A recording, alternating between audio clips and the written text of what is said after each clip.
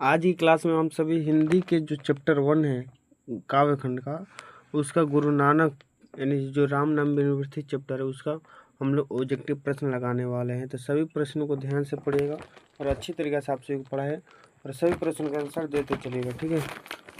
देखिए पहला नंबर जो प्रश्न है पढ़िए।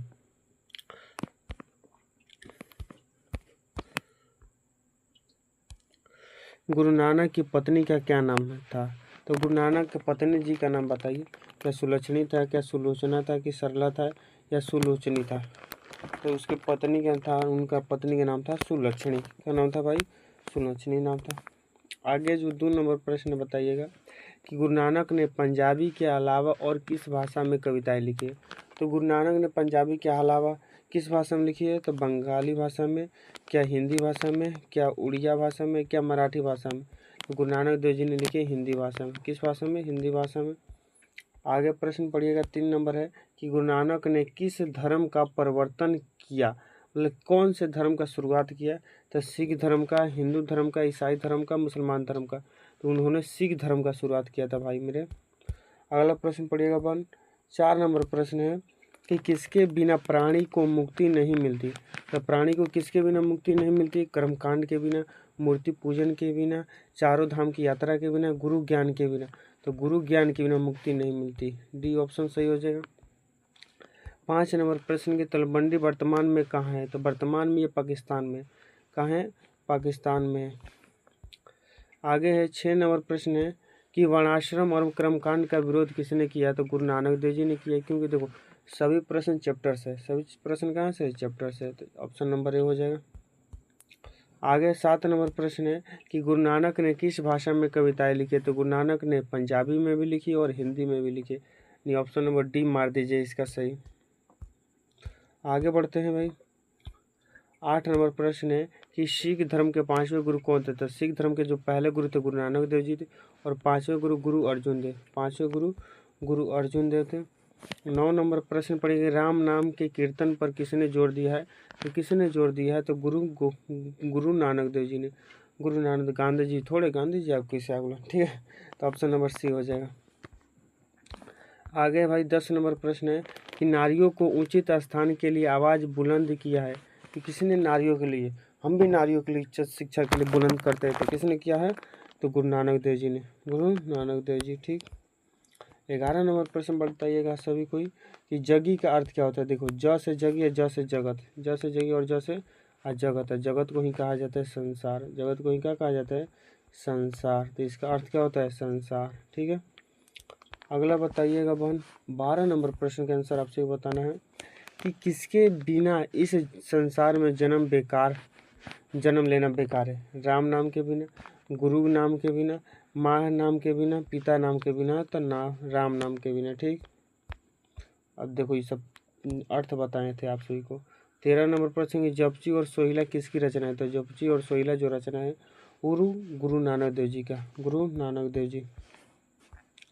अब आगे बढ़ते इस तरह का प्रश्न, और देखो इसका PDF भी आपको मिल जाएगा टेलीग्राम ग्रुप में। आप सभी जुड़ जाइएगा सभी ना, नीचे लिंक दिया गया है कि राम नाम बिनु व्यर्थी जगी जन्मा पद में किसकी आलोचना की गई? तो बाय अडम्बर की, राम नाम की, गुरु ज्ञान की, और इनमें से कोई नहीं।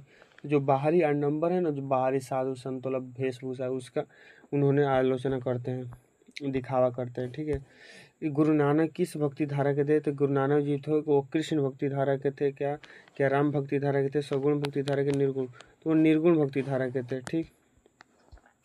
आगे 21 नंबर प्रश्न है कि गुरु नानक की मृत्यु कब हुई थी? तो गुरु नानक की मृत्यु होती है 1539 में। गुरु नानक की मृत्यु कब होती है भाई?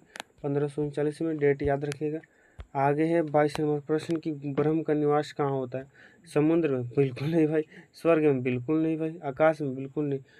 उस व्यक्ति के हृदय में होता है जो काम क्रोध से क्या हो जाता है? ऊपर उठ जाता है। यानी काम क्रोधहीन व्यक्ति में होता है। मतलब काम भी ना काम मतलब कुछ पाने की इच्छा, क्रोध मतलब गुस्सा, हीन मतलब नहीं होना, ठीक। आगे बताते हैं 23 नंबर प्रश्न कि गुरु कृपा की महत्ता का वर्णन किस कवि ने किया है? तो गुरु कृपा का महत्ता का वर्णन किया है गुरु नानक देव जी ने। देखो गुरु कृपा का महत्ता सब ने किया है, कबीर साहब ने भी किया है, गुरु नानक देव जी ने भी किया है, लेकिन ये जो सब कवि ये सब नहीं ने किया, ठीक है। आगे बढ़िएगा 24 नंबर प्रश्न है कि ननकाना साहब कहाँ स्थित है। तो देखो ननकाना साहब किसे कहा जाता है, तो जहाँ पर तलवंडी ग्राम में गुरु नानक साहब का जन्म हुआ था उस जगह को कहा जाता है ननकाना साहब।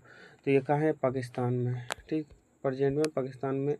गुरु नानक की रचना है, तो गुरु नानक की सोहिला रचना है, जपजी रचना है और आशा दिवस सभी हो जाएगा। ऑप्शन नंबर डी मार दीजिएगा। ठीक है, बहुत आसान प्रश्न है भाई। देखो हिंदी का जो बुक है ना, इसमें से सभी प्रश्न बन जाएगा। दिक्कत है व्याकरण में तो उसे टेंशन ना, उसे सब बन जाएगा, हम लोग को आसानी से पढ़ेंगे। ठीक है, गुरु नानक ने किन्हें सम्मान दिया, तो गुरु नानक ने कवियों को सम्मान दिया, क्या लेखकों को, स्त्रियों को, पुरुषों को, तो स्त्रियों को सम्मान दिया। ठीक है, आगे बढ़ जाइए।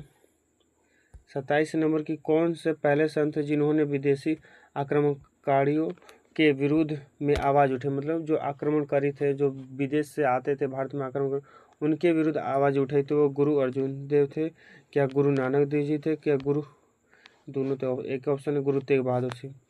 ठीक है, तो गुरु नानक देव इसका सही हो जाएगा ऑप्शन। ठीक है, 28 नंबर प्रश्न पढ़िए कि जो नर दुख में दुख नहीं माने किस लेखक की कृति है, तो गुरु नानक देव जी हो जाएगा। 29 नंबर प्रश्न है कि गुरु नानक का कथन किस कवि के कथन से मिलता है, तो कबीरदास से। किससे मिलता है भाई, कबीरदास से। 30 नंबर प्रश्न है गुरु नानक का जन्म कब हुआ था, तो गुरु नानक का जो जन्म हुआ था 1469 में हुआ था। 1469 तलवंडी ग्राम में हुआ था। गुरु नानक का जन्म स्थान कहाँ बताना है, तो तलवंडी ग्राम लाहौर, तलवंडी ग्राम लाहौर। आगे बताइएगा। 32 नंबर प्रश्न है कि गुरु नानक के पिताजी का नाम, तो गुरु तेग बहादुर सिंह बिल्कुल नहीं जी, गुरु अर्जुन देव बिल्कुल नहीं, लाल चंद्र खत्री नहीं, कालू चंद्र खत्री का नाम, तो पिताजी का नाम इनके कालू चंद्र खत्री। 33 नंबर प्रश्न है गुरु नानक के माता जी का नाम क्या था, तो माता जी का नाम था तृप्ता और पत्नी का नाम सुलक्षणी। ठीक है, आगे बढ़ जाइए। 34 नंबर प्रश्न है कि गुरु नानक के पद किस भाषा में रचित है, तो गुरु नानक के पास पंजाबी मिश्रित ब्रज भाषा, पंजाबी मिश्रित ब्रज भाषा। आगे बढ़ जाइए। वाणी कब विष के समान हो जाती है, तो जब राम नाम नहीं लिया जाता है तो विष के समान वाणी हो जाती है। ठीक है, तो 35 सवाल थे, तो बताइएगा आपके 35 में से कितने सवाल सही हुए। और वीडियो अच्छी लगी तो लाइक कीजिएगा और चैनल को सब्सक्राइब जरूर कर लीजिए, आपका डेली क्लास होगा। ठीक है, और सभी मित्रों पर जरूर शेयर कीजिएगा भाई मेरे। ठीक है, और टेलीग्राम में जरूर जुड़ जाइएगा। ठीक है, धन्यवाद। और बहन आप सभी भी जुड़ जाइएगा।